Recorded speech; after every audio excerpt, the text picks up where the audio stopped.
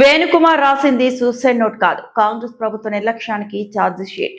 హైదరాబాద్ వచ్చి అడ్డగోలు హామీలు ఇచ్చిన రాహుల్ గాంధీ ఈ రోజు పిల్లలు ఆత్మహత్యాయత్నం చేసుకుంటుంటే ఎందుకు స్పందించడం? ముఖ్యమంత్రి నిరుద్యోగులను ఎండ్రి తాగండి చావండి అంటుంటే రాహుల్ గాంధీ ఎందుకు మౌనంగా ఉంటున్నాడు అని కేటీఆర్ అన్నారు. ఇది సూసైడ్ నోట్ కాదు. వేణు రాసింది కాంగ్రెస్ ప్రభుత్వ నిర్లక్ష్యానికి వ్యతిరేకంగా రాసిన ఒక ఛార్జ్ షీట్. నిన్న మా సోదరులు పువ్వాడ అజయ్ గారు, లింగాల కమల్ రాజ్ గారు, మా ఎమ్మెల్సీ తాత మధు గారు, మా మాజీ ఎంపీ నామా నాగేశ్వరరావు గారు అందరూ ఆ పిల్లోని హాస్పిటల్లో పరామర్శించడానికి పోతామంటే పోనివ్వరు. మీరు కలవడానికి వీల్లేదని ఆంక్షలు. అయినా మా వాళ్ళ ఆంక్షల్ని ఛేదించుకొని పోయి ఆ పిల్లోడికి ధైర్యం చెప్పి ఏమీ కాదు మేమందరం ఉన్నాం మీకని చెప్పి ధైర్యం చెప్పి వచ్చారు.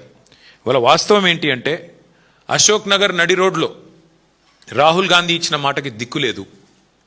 2 లక్షల ఉద్యోగాలు మొదటి సంవత్సరంలోనే ఇస్తాం అని చెప్పిన రాహుల్ గాంధీ నేను అడుగుతా ఉన్నా, ఈరోజు ఇక్కడ పిల్లలు ఆత్మహత్య యత్నానికి పాల్పడుతుంటే మీరు ఎక్కడ ఉన్నారు రాహుల్ గాంధీ అని అడుగుతా ఉన్నా.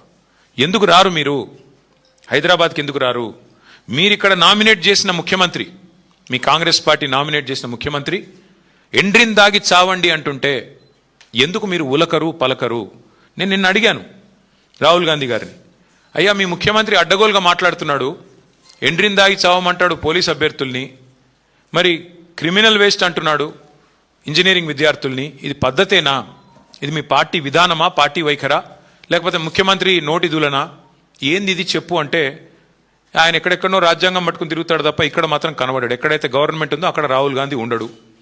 ఎక్కడైతే గవర్నమెంట్ లేదో బాధ్యత లేకుండా ఇష్టం వచ్చినట్టు మాట్లాడతాడు. మళ్ళీ ఎక్కడ పడితే అక్కడ సొల్లు మాటలు చెప్పి అడ్డమైన హామీలు ఇచ్చి మళ్ళీ అక్కడ ప్రజల్ని మభ్యపెట్టే ప్రయత్నం. మరిన్ని అప్డేట్స్ కోసం మా ఛానల్ని సబ్స్క్రైబ్ చేయండి.